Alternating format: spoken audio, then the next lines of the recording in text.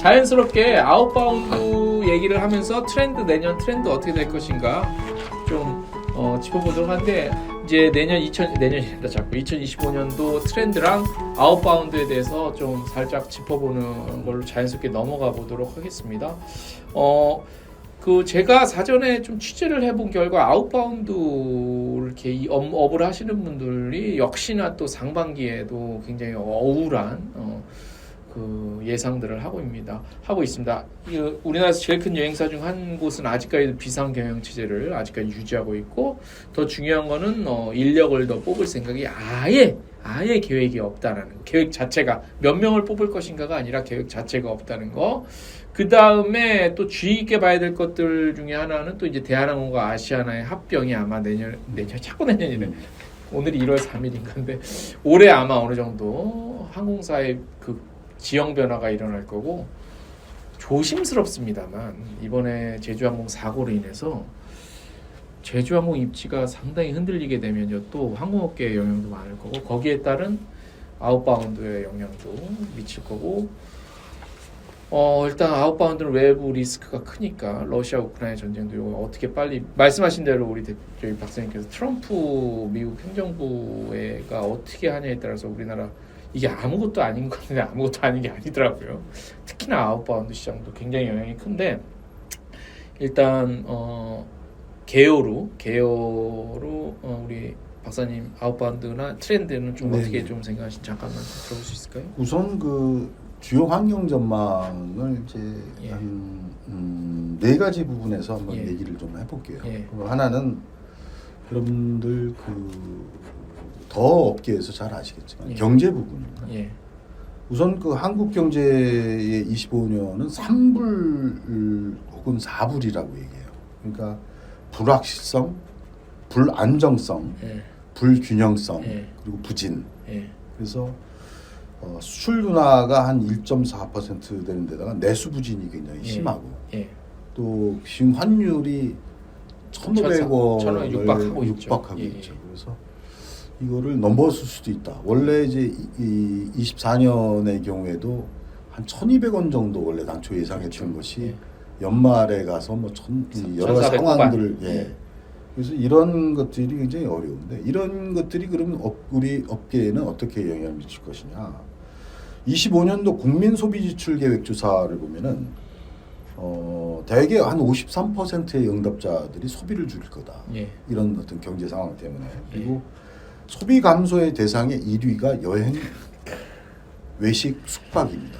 그래서 이거는 아웃바운드나 이 도메스틱 국내 여행까지도 이제 영향을 줄 수밖에 없는, 그렇죠.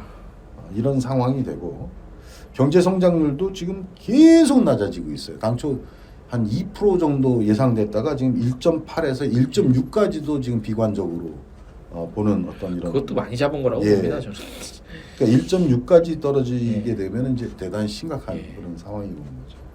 그래서 경제 상황은 뭐 대단히 부진한 상황들이 될 것이다. 어저께도 뭐 보니까 KBS 같은 데서 삼성전자의 그 반도체 전망 같은 것들을 조금 어려운 상황으로 좀 얘기를 하고 있고, 그래서 조금 답답한 측면이 있습니다. 그리고 정치 상황을 보면 이제 국제 정치에서는 트럼프의 소위 보호무역, 이런 것들, 미국 일방주의, 또 미국 그 자기네들은 이제 아메리칸 포스트라고 얘기하는 이런 것들이 결국은 전 세계적인 지역의 패권들을 다 이렇게 형성을 해서 따로따로 이렇게 가는 어떤 이런 것들이 이루어져서 경제도 어려운데 패거리 짓기를 하면 전쟁 가능성이 되게 높아져요. 그렇죠. 전 세계 그런 전망이 사실 많고요.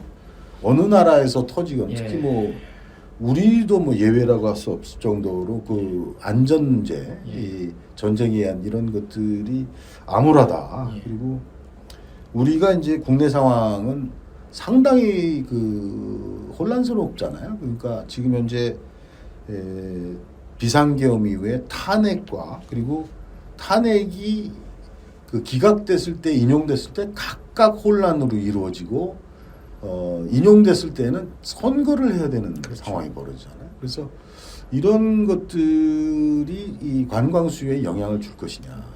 주죠.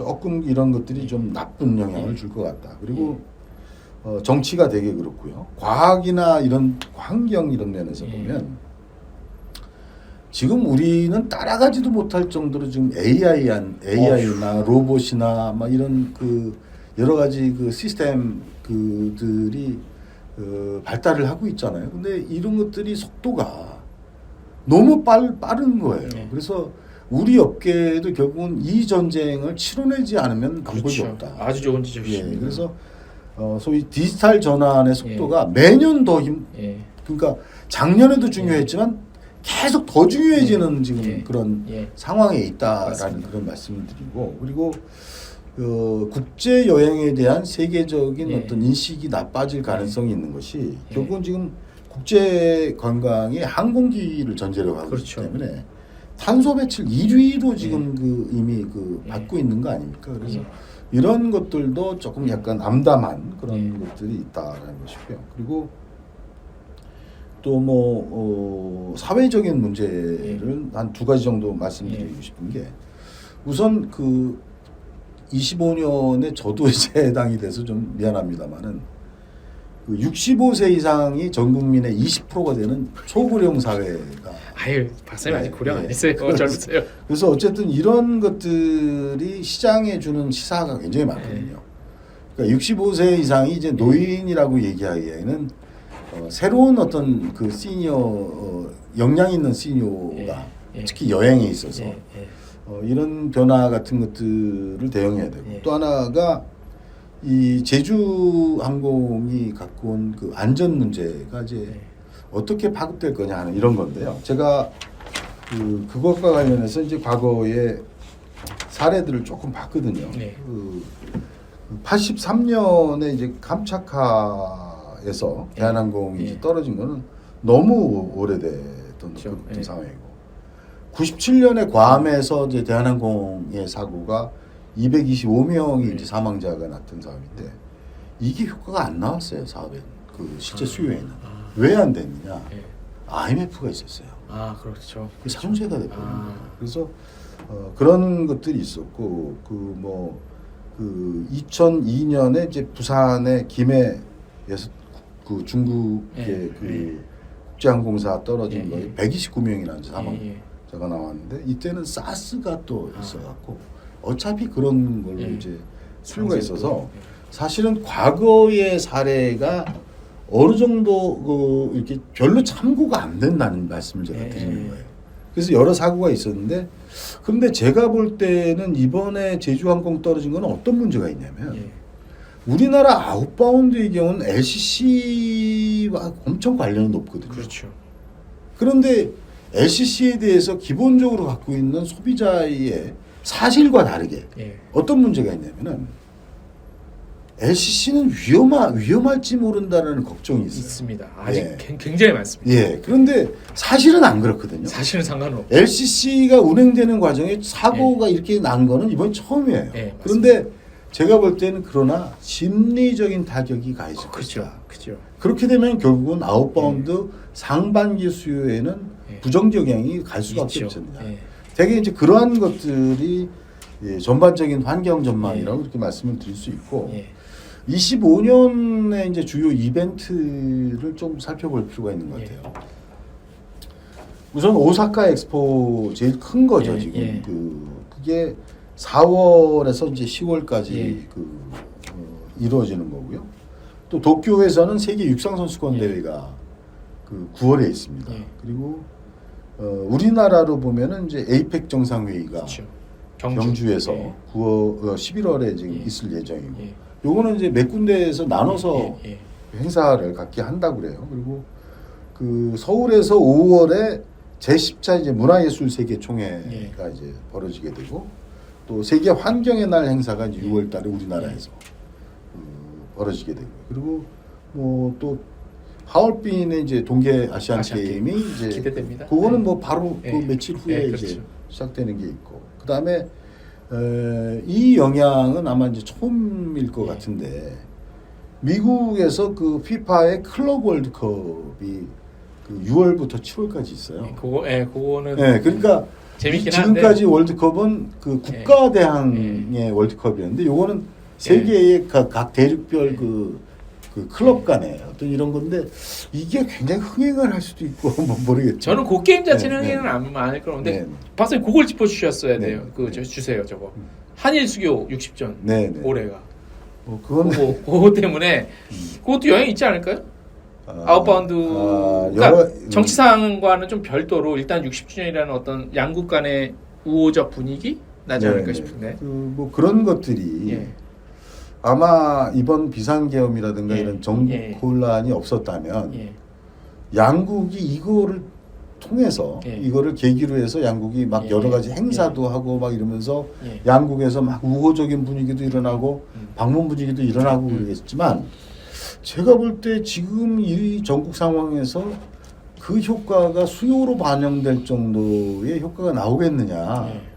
저는 그래서 조금 보는 그렇죠. 건데. 그러니까 어쨌든 박사님 일단 올해 상반기는 사실 진짜 좀 암울하면서도 사실 안겠어? 그죠? 그런 분위기가 이어질 것 같고 웰리스에 대한 트렌드도 좀 언급을 좀 해주셨으면 좋겠는데 왜냐하면 제가 이제 저희 기사도 박사님도 보셨고 했지만 웰리스 단어가 빠진 게 거의 매년 지날수록 웰리스에 대한 중요성이 굉장히 부각이 되더라고요. 그렇죠. 그 트렌드에 대해서 올해는 또 어떻게 좀 더 당연히 더 좀 수요도 많아지고 하겠지만 그런 거는 좀 어떻게 보시나요? 뭐 지금 몇 개의 지금 제가 이제 한번 살펴본 게 2025년도 관광 트렌드가 한 11개 정도 나왔더라고요. 맞습니다.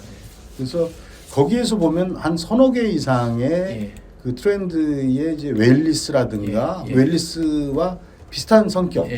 그러니까 결국은 이제 쉼에 대한 휴식에 대한 이런 것들이 있는 거죠. 그래서 저는 이 부분에 대한 수요는 계속될 거라고 보고 이번에 관광시장 안정화 대책에서도 템플스테이라든가 이런 부분들에 대한 정책들이 제시가 됐거든요. 그래서 저는 뭐 그런 것뿐만이 아니라 사실은 이 웰리스 지금 그 거점들도 정부가 하고 있고 그런데 저는 여기에서 더 나가서 우리 천주교의 피정 또 혹은 기독교의 처치스테이 또 혹은 우리 유교의 서원이나 향교 스테이 이런 어떤 전통적인 종교 관광 플러스 우리 정신 의학이나 한의 쪽에 있는 의학 부분에서의 정신 건강에 대한 이런 부분까지 총력을 통해서 한국이 이 웰리스와 힐링 저는 이제 예전 연구에서 제가 한 10여 년 전쯤에 한국의 영성문화 관광이라고 해가지고 종교 관광 플러스 그러한 의학 웰리스 쪽의 산업들을 우리나라의 중요한 이 컨텐츠로 가져가자. 한국을 아예 좀 쉬는 예전에 션 코넬리가 주연했던 007에 보면 007이 임무에 투입되기 전에 술 담배를 끊고 이 먹는 거 운동 뭐 그다음에 전투 능력 이런 것들을 키우러 들어가거든요. 우리도 예를 들면은 대기업의 임원들이라든가 무슨 이런 사회에 중요한 역할을 하는 어떤 여러 가지 또 힘든 일을 하는 사람들이 그렇게 웰리스 이런 것들을 통해서 나가고 이러한 수요는 우리나라에서만 있는 게 아니에요. 그렇죠. 예를 들면 중국같이 막 거침없이 또 지금 발전하고 복잡한 나라라든가 또 뒤따라오는 인도라든가 아시아의 많은 나라들 또 혹은 서구 쪽에서도 자기네 걸로 커버가 안 되는 동양 문화의 매력을 갖는 이런 데가 우리나라가 이런 걸 준비해 줄 수 있어요. 템플스테이는 다른 어느 나라보다 우리가 앞서 있는 부분들이거든요. 그래서 이런 것들을 체계적으로 대응하는 것들이 좀 굉장히 필요하다고 봅니다. 템플스테이는 전 세계 우리밖에 없지 않을까 싶은데. 템플스테이는 제가 좀 설명을 드릴게요. 템플스테이 두 가지로 구분해서 설명을 드릴 수 있어요. 다른 나라에 없냐? 있습니까? 또 옛날에는 없었느냐? 없었을 거예요. 네. 근데 이제 두 가지를 말씀드릴게요. 다른 나라에 많아요. 있습니까? 네. 다른 나라에 많은데 예를 들면 템플스테이 하면은 전 세계적으로 제일 많이 일찍 알려진 데가 일본의 템플스테이예요. 네, 자고 그리고 먹고. 그리고 뭐 이런 것들은 그 인도 같은 경우는 이제 아슈람이라고 해서 이런 것들이 있고 소위 이제 그 명상, 그 요가 이런 것들 하는 데가 있고 또 태국이라든가 무슨 뭐 이런 데들 다 있습니다. 대만이라든가 뭐 대만도 유명하고요. 중국도 뭐 하는데 우리나라하고 뭐가 다르냐?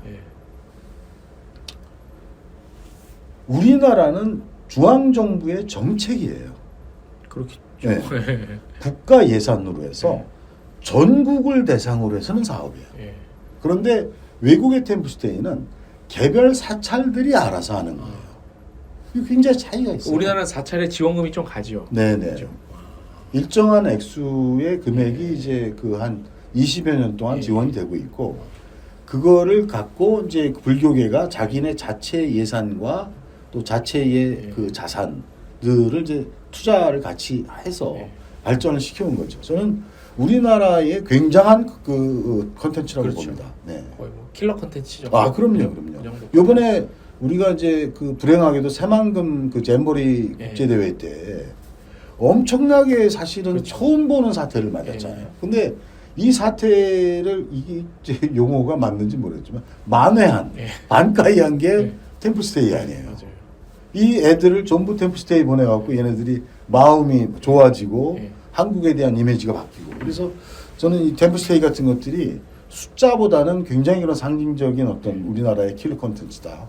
그렇죠. DMZ랑 포함해서 우리나라 그럼요. 이런 것들이 이번 시장 안정화 대책에 들어갔다는 건 굉장히 다행입니다.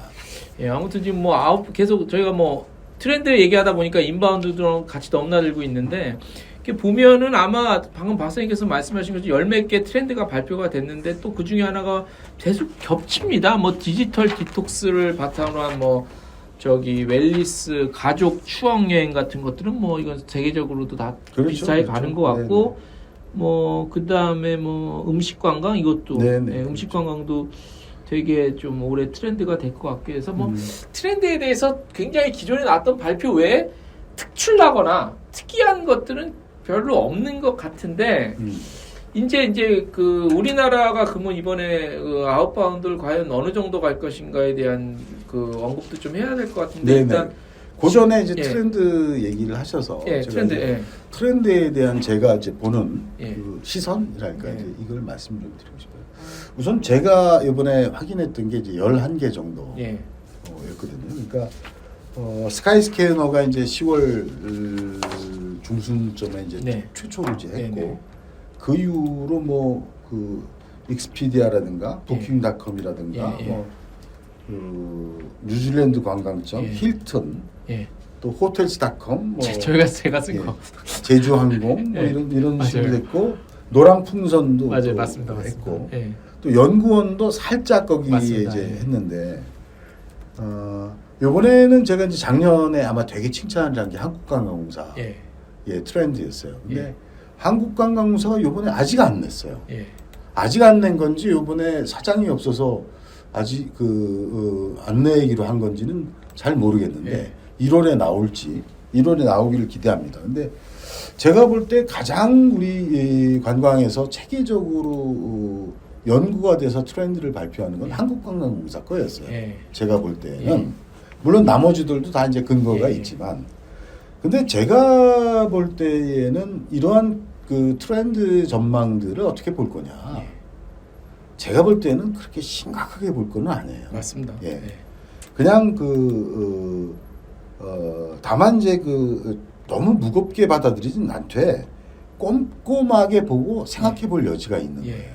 그래서 이거는 영감을 얻을 거냐 하는 이런 부분에 대한 자료다. 이런 것들이 이제 그 첫 번째고 두 번째로는 이러한 트렌드들은 사실은 이제 한국관광공사에서도 약간 아쉬웠던 게 그 점이었는데 작년에 트렌드 예측한 게 있잖아요. 그러면은 그게 어떻게 됐느냐를 얘기를 해야 돼요. 그렇죠.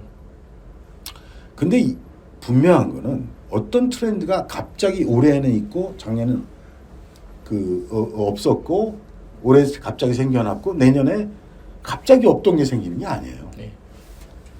어떤 트렌드가 우리의 입장에서 만든가 이렇게 선택한 것들이라는 거예요.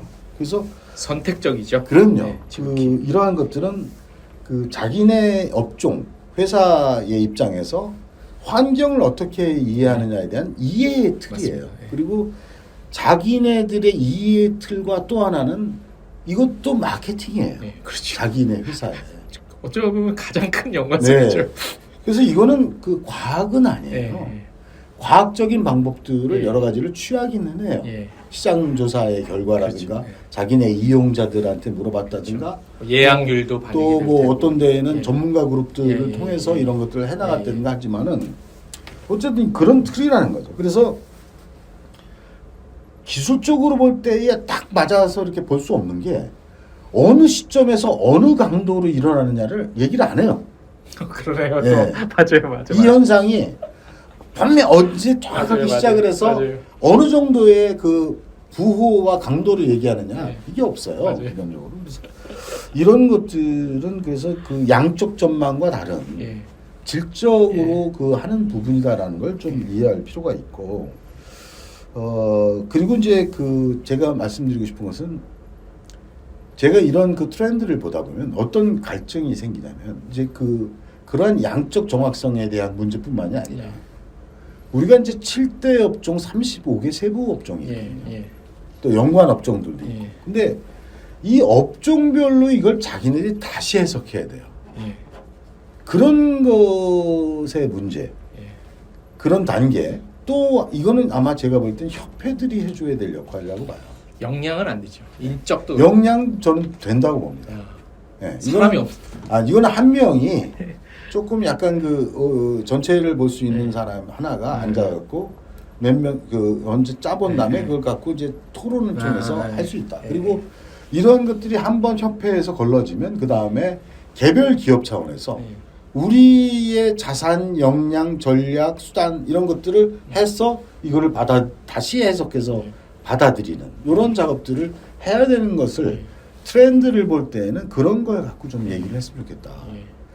그리고 이제 마지막으로 보면 제가 볼 때는 신뢰 그리고 우리 적합성으로 제 관점에서 보면 KTO 그러니까 관광사의 전망 부분이 올해는 아직 안 나와서 못 봤지만 그게 이제 좀 신뢰가 가고 그리고 전 하나투어의 어떤 트렌드 부분이 공감이 많이 갔어요. 그나마 네. 왜냐하면 많은 데이터들을 갖고 있을 테니 그러니까 현실적인. 그래서 비욘드였나요? 그래서 하나투어가 갖고 있는 여행사 선택에 믿을 만한 어떤 신뢰 문제, 또 천체 관측이나 야경, 이런 어떤 자연환경 부분에 대한 이런 것들 그리고 AI를 협조받는 어떤 이런 여행 선택의 문제 그리고 어떤 여유 있는 어떤 이런 휴가 방식 그리고 70% 정도가 이제 홀로 여행하면서 이러한 홀로 여행이 현지에서의 밍글링이라고 하는 그게 대박이었대요. 사이코그래픽한 어떤 어떤 나이대 이런 게 아니라 어떤 자기네들이 원하는 어떤 부분에 관심, 취미 이런 걸로 묶여지는 사실은 마케팅 세그멘테이션에서는 사이코그래픽 세그멘테이션이 있거든요. 원래부터 있었어요. 수십 년 전부터. 근데 기본적으로는 데모그래픽하게 나라 무슨 연령 직업 이런 군으로 도달하기 쉬우니까 그렇게 했는데 이제는 사이코그래픽한 게 훨씬 강해진 거죠. 그리고 이제 마지막으로 이제 내 맘대로 여행이라고 그래서 요거는 여러 가지 토핑 경제 이런 것들하고 연결되어 있는 것들인데 결국 나와 있는 것들에서 약간씩 수정을 가해서 여행 상품을 만들어 나가는 식. 그래서 저는 하나투어의 어떤 전망에 굉장히 신뢰가 있습니다. 저도 개인적으로는 몇 개가 나오긴 하는데 하나투어께 제일 좀 기사화시키기도 수월하기도 하고 납득이 좀 그나마 가는 것들이 많은데 박사님 요 문제는 좀 박사님 생각을 한번 듣고 싶은데 이 AI 문제가요. 제가 작년 가을에 싱가포르 이런데 국제 기자들 추천해서 갔다 왔는데 와 얘기의 대부분이 AI인데 다른 분야도 마찬가지라고 하는데 이 여행 분야에서 AI 접목을 여행사에서 접목을 시키는 수준이 현재는 그냥 고객 상담, 고객에 대한 상담을 AI를 좀 더 이렇게 기술적으로 고급화시켜서 대처해주는 정도인데 이 문제 박세웅 씨 혹시 뭐 이런 이 AI에 대해서 우리 관광업계에 대해서 좀 혹시 생각해 보신 적?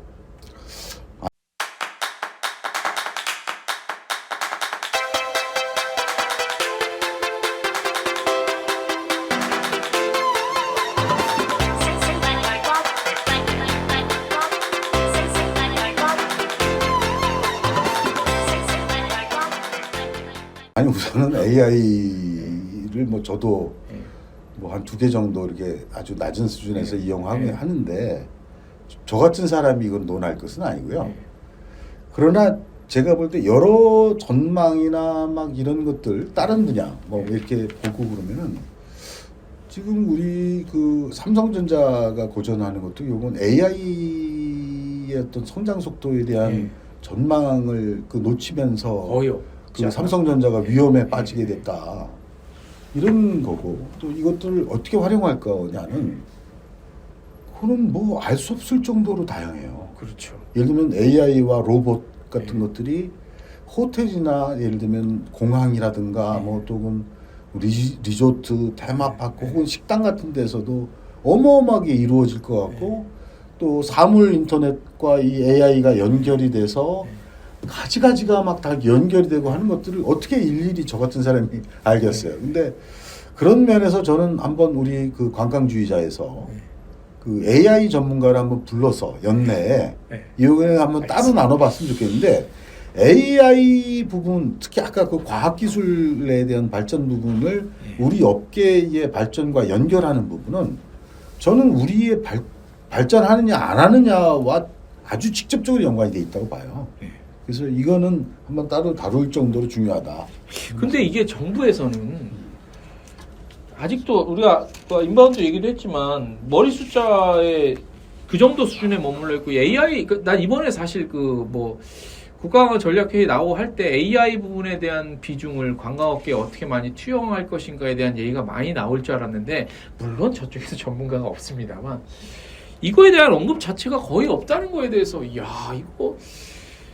이건 아닌데 너무 못 쫓아가고 있지 않나 이런 우려도 사실 좀 들긴 했습니다. 그렇죠. 저도 잘 모르지만 AI 그러니까 대해서. 이거는 뭐 우리 쪽에서 이렇게 얘기하기가 곤란하고 AI 본진에서 지금 어떻게 움직이느냐 그리고 그거를 우리가 어떻게 해석할 거냐 또 다른 나라는 또 하나 중요한 게 다른 나라는 그래서 어떻게 대응하고 있느냐 관광업계가 이런 부분을 연구를 해야 될 것 같아요. 그거는 사실 뭐 단순한 AI의 활용이지만 싱가포르 차이공항이 되게 좋다는데 저는 사실 수긍을 못했는데 저번에 싱가포르 갔다 오면서 100% 수긍이 된 게 차이공항은 나오는데 그러니까 거기서 나오는 거죠. 한국에 오는 거에서 출국할 때 5분도 안 걸렸어요. 기계가 워낙 많으니까 그냥 곳곳에 다 그 기계에서 그냥 바로 피받아서 내가 붙여버리니까 5분도 안 걸렸고 보안 시설도 우리나라는 통으로 다 보안을 하잖아요. 그러니까 거기를 통과해야 뭐 저희 나가는데 차이공항 같은 경우는 내가 탈 비행기 앞마다 각 개별적으로 보안 시설이 있으니까 나오는데 5분도 안 걸렸고 근데 이번에 뭐 많이 갔지만 작년에도 인천공항 요즘에 출국하려면 박사님 2시간 반 3시간 걸려요.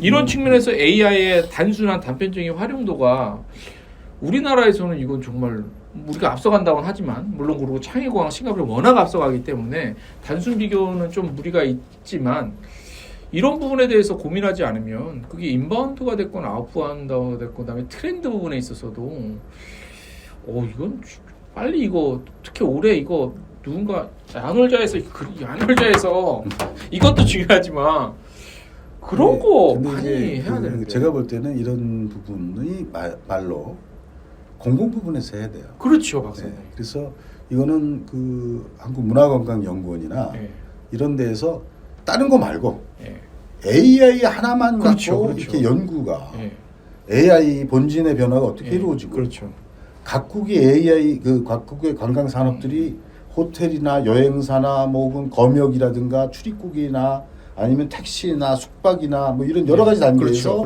다 어떻게 하고 있느냐.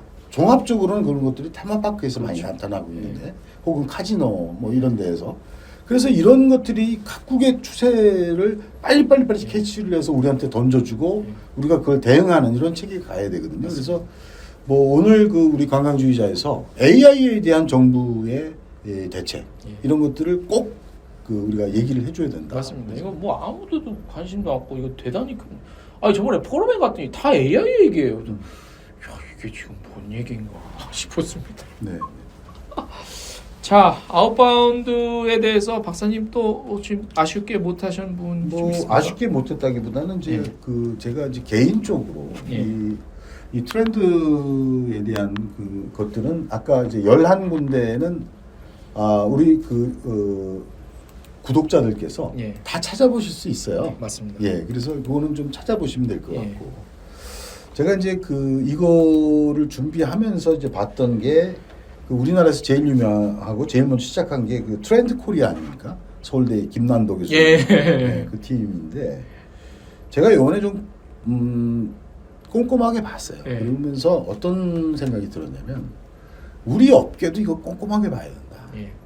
그런 생각을 했는데 우선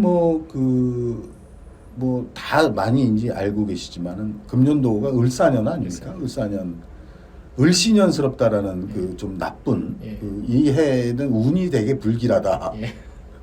뭐 그런 것들이 사실로 지금 드러나고 있지만 그런데 어쨌든 이 트렌드 코리아에서 이제 그 스네이크 센스라는 그러니까 여러 가지 어렵지만 이거를 이제 여러 가지로 탄력적으로 뱀의 지혜, 뱀의 지혜를 가져가자 이렇게 이제 했던 것 같아요. 그래서 제가 볼 때에는 여기에 10가지 아니 10가지가 아니 좀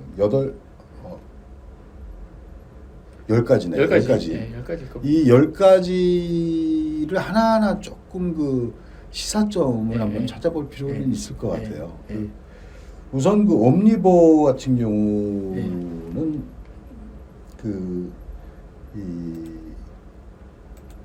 소위 아까 얘기한 그런 거 비슷한 거예요. 세그멘트가 흔들린다. 연령대별로나 직업별로 이제까지 데모그래픽한 인구 통계적인 어떤 이런 것들은 이제 변해버렸다. 그리고 여러 가지 하나의 취향이 아니다.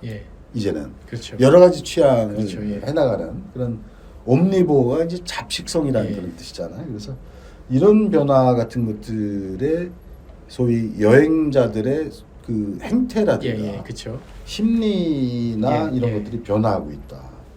두 번째로 이제 제시됐던 게 아보하라고 해서 아주 보통의 하루. 이게 뭐냐면 소확행이라는 것도 피곤하다는 거예요.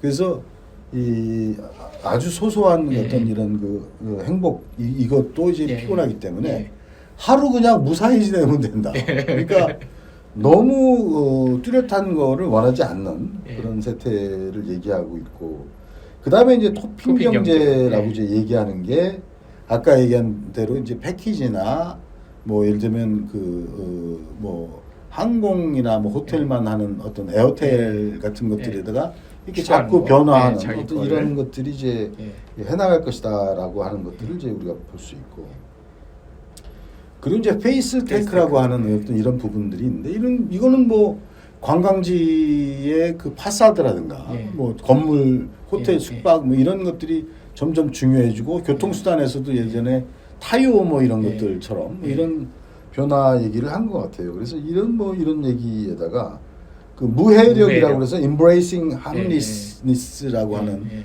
뭐 이런 얘기를 하고 그러는데 이런 것들은 새롭게 자원을 이제 우리가 관광 자원을 찾아가는데 의미가 있는 것 같아요. 예를 들면 뭐 푸바오라든가 식물원이라든가 반딧불 뭐 이런 것들이 아까 뭐 천체를 본다든가 하나투어에 뭐 이런 것들과 영향이 돼 있는데 제가 볼 때는 관광 자연관광 상품도 그렇지만 문화 상품 또 혹은 이런 것들과 연결되어 있는 테마파크나 기념품 이런 데에서 이런 그 트렌드를 좀 자세히 봐야 될 것 같고요. 그리고 이제 그라데이션 K 부분의 이제 전망 부분 같은 것들은 제가 이 부분을 보면서 국내 외국인 250만이 우리가 타겟 자체로도 의미가 있어요. 관광 산업에서. 그런데 이 사람들과 자기네 본국과의 연결이 있잖아요. 네트워크. 그래서 이 부분을 우리가 굉장히 좀 눈여겨보고 좀 더 다국화된 환경을 우리가 이제 만들어 나가는 또 할랄 같은 경우도 엄청 우리가 저지당했잖아요. 그렇죠. 타종교에 의해서. 그렇죠. 그래서 이런 것들은 빨리 우리가 좀 넘어서야 한다. 이런 얘기를 드리고 싶고. 그다음에 이제 물성 매력이라고 매력. 하는 부분들이 있었잖아요. 근데 저는 이제 어떻게 이해했냐면 이건 좀 어려워요. 좀. 네, 어려운데 무슨 이게 이런 거와 관련돼 있어요. 그 호텔이나 리조트나 테마파크나 뭐 이런 데가 기본적으로 그 여러 가지 가치를 반영해서 그 공간 시설화한 거거든요. 그래서 여기에는 그 소위 마케팅에서는 오감 마케팅, 감각 마케팅, 센소리 마케팅 이렇게 이제 표현하는 그 마케팅 기법에서도 차이가 나고 이 부분이 AI 로봇이 엄청나게 활용될 부분들이에요. 아, 그렇습니까? 예. 그래서 이런 것들이 이 기념품에도 연결이 되고 그래서 이 물성 매력 부분을 자세히 봐야 됩니다. 그리고 기후 감수성 부분이 있잖아요. 그래서 이거는 뭐 그 뉴질랜드나 이런 데에서는 뭐 쿨케이션 설명했던 것들이 바로 이 부분에 되고 또 우리 지속 가능한 건축과 관련해서 우리 관광 산업 중에서 이제 그 시설을 중심하는 데는 이 패시브한 또 혹은 뭐 시원하게 한다든가 뭐 하는 이런 부분이 굉장히 관련돼 있고 그 보험 상품 여행 보험도 앞으로 굉장히 영향을 줄 것이다라고 하는 것들이 직접적으로 나와 있죠. 예를 들면 뭐 폭염이라든가 이랬을 때의 보험이 된다든가 또 여행이 지연이 되고 그 풍수나 뭐 해 같은 것들에서 이런 것들이 될 거라고 보고 있고 9번째가 이제 공진화 부분을 얘기하죠. 이거는 공진화는 두 가지로 봐요. 저는 하나는 융복합 관광이 앞으로도 계속 더 속도를 가질 수밖에 없다. 다른 분야와 어떻게 섞을 거냐. 그거는 뭐 상품이 그렇고 또 하나는 되게 중요하고. 우리 업계가 어느 다른 산업계와 어떻게 잡을 것인가. 그래서 이 공진화를 우리가 그런 부분에서 개방을 해야 돼요. 그래서 우리 학회도 타 학회하고 연합을 해서 하고 우리 회의도 협회가 왜 일단 타 산업과 협회를 하는 이러한 그 정기적 체계를 개방적이고 정기적 체계를 가져가야 된다. 우리 협회 신임 협회장들이 이런 것들을 전 가질 수 있었고 단순하게 박사님 죄송합니다.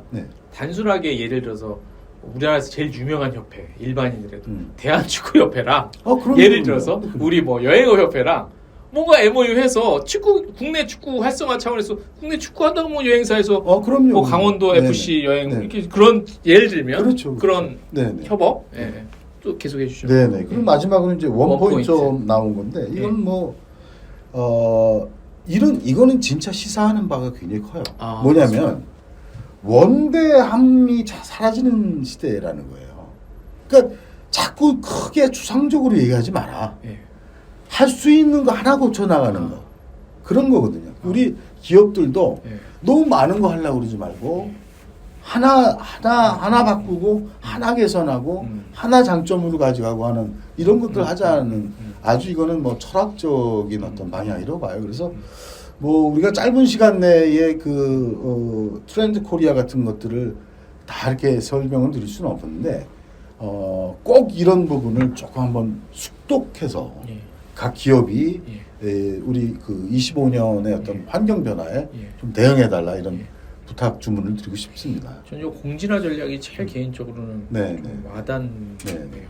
와닿고 그런 타 분야와의 이건 우리 여행업뿐만이 아니라 관광업뿐만이 아니라 다른 분야도 타 분야와의 타 산업과의 그 어떤 지속 뭐 교류 그럼요. 그런 것들을 굉장히 중요하게 보는 시대인 것 같습니다. 그래서 이제 제가 그런 면에서 우리 정부가 조금 새롭게 만약에 이제 리셋을 한다. 뭐 새 정부가 됐든 이런 거 꼭 하고 싶어요. 각 연구기관이 있어요 분야별. 뭐 KDI, 뭐 키에트, 뭐 산업연구원, 혹은 뭐 보건복지연구원, 무슨 환경연구원, 교통연구원, 국방연구원. 농촌경제연구원, 뭐 해양수산연구원 이런 것들이 있거든요. 통일연구원 뭐 이런 분야까지. 저는 이 각 분야에 관광을 어떻게 보느냐, 예. 관광과 어떻게 결합해서 너희도 도움되고 우리도 도움되느냐에 대한 연구를 각 연구원에 한 2억씩 줘서 한 20억짜리 연구를 하나 했으면 좋겠어요. 괜찮네요. 예. 2억씩 10개. 예. 그래서 과학 쪽 연구에서는 아까 우리가 얘기했던 AI나 뭐 로봇이나 뭐 AR이나 뭐 이런 부분에 대한 뭐 연구들과 뭐 이런 것들이 어떻게 결합되고 서로 협력할 거냐. 이런 쪽의 통합적 사고, 개방적이고 통합적이고 융합적 사고를 할 수 있는 체계를 우리 문화부가 이렇게 수백억 들어서 마케팅 한다고 하는 돈들도 있는데 한 20억 딱 띄어가지고 조금 여유 있게 문화관광연구원에도 주면 한 25억 정도 딱 띄어서 각 연구 해가지고 통합을 하는 연구, 개별적으로 하는 연구 해가지고 우리가 20년 대계, 30년 대계의 체계를 한번 세워보자. 저는 이런 아이디어 꼭 드리고 싶어요. 대박이다 이거. 야, 진짜 좋은 아이디어 같습니다. 예산 얼마 들지도 않고. 예, 이런 거 한번 하면 우리가 정책 자산을 얼마나 획득을 하는 거죠. 그렇죠. 어마어마하죠. 예. 그럼 우리가 뭘 해야 될지 앞으로 그렇죠, 나오죠. 차분차분히. 네. 그렇다고 뭐 어마어마한 예산이 드는 것도 아니고 개별 2억씩 해서 10개면 뭐 20억에다가 문화관광연구원이 통합하는 영역 한 5억 정도 해서 25억 정도에 연구 그 문화관광연구원은 각 협회하고 또 협력하고 뭐 이렇게 갖고 그 예산 나눠서 이렇게 하면. 근데 그런 연구 박사님 개인적인 궁금한데 그런 연구 기관에 한 2억이면 괜찮은 액수예요? 아니 뭐 충분하게 하겠어요. 그런데 2억 정도면 할만하다. 할만은 한 거예요. 작은 예산은 아닙니다. 아 그렇습니까? 야, 이 대단한 또 결론까지 내주셨네. 정말 좋은 아이디어 같아요. 굉장히 당기는데. 이런 거 하나 하면 각 분야가 관광에 주목을 하게 될 거 아닙니까? 그렇죠. 일단 주목도가 늘어나겠네. 야, 왜 이 생각을 못했지? 가슴이 웅장해지는 거 아니에요? 아니, 저 웅장해져요. 막. 예를 들면 통일연구원에서 남북관계와 관광하면은 얼마나 이 남북관계를 통해서 관광이 발전하고 관광을 통해서 남북관계가 서로 협력할 수 있는 아이디어가 나오게 되고 이런 거죠. 야, 이거는 누가 박사과정 인수인 사람 이거 연구해도 되겠다. 주제가 없다면. 자, 아웃바운드 얘기를 이제 뭐 짚어보고 있습니다. 이제 좀 마무리를 좀 해야 되겠죠, 박사님? 네. 마무리는 좀 우리가 소프트하게 또 유치하긴 하냐. 유치한 거 계속 왜 내가 숫자가 유치하다고 생각하지? 박사님, 최고 찍을 때가 한 2,800 찍었습니다. 아웃바운드가요. 2025년도 저는 한 3,000 정도 보거든요. 개인적으로 3,000만 명. 2025년에 뭐 이거 저의 바램도 사실 담긴 겁니다. 박사님께서는 대략 혹시 뭐 예측을 좀 해주신다면은 뭐 이거는 우리 재미로 이제 하는 마무리하는 건데요. 재미로 하는 겁니다. 사실은 아마 예측이 되게 어디에서 어디 정도 이렇게 나와요. 근데 되게 한 3,100만까지를 이제 그 긍정적으로. 그게 나온 게 있습니까? 3,100까지? 아니 발표가 된 게 아니고 연구하는 쪽에서는 한 2,800에서 3,100 사이 이렇게 보는데 저는 어쨌든 지금의 어떤 국정 혼란 상황이라든가 이런 것들을 따져보면은 그래도 한 2,800? 800이요? 800. 그건 좀 써서 좀 더 나빠질 수도 있는데 기대를 갖고. 왜냐하면은 제가 이런 얘기하고 싶어요. 인바운드보다는 우리 관광업계는 아웃바운드가 훨씬 영향이 커요. 그렇죠. 우리 업계로만 보면. 예, 맞습니다. 우리 정부와 우리 국가적으로 보면 인바운드가 중요한데 그렇죠. 우리 업계를 보면 아웃바운드 중요하거든요. 그래서 그런 면에서 보면 아웃바운드를 조금 더 어떤 높이는 이런 것들도 우리가 정책을 좀 더 신중하고 깊이 있게 좀 준비를 좀 해줘야 된다. 사실은 아웃바운드 정책이 없잖아요. 없죠. 근데 없기를 원합니다. 아웃바운드 업계에서는. 네. 물론 이제 그거는 이제 역설적으로 그렇게 얘기를 하는 거고 사실은 그 우리 2,800만 3,000만 나가는 거는 소비라고 보면 안 돼요.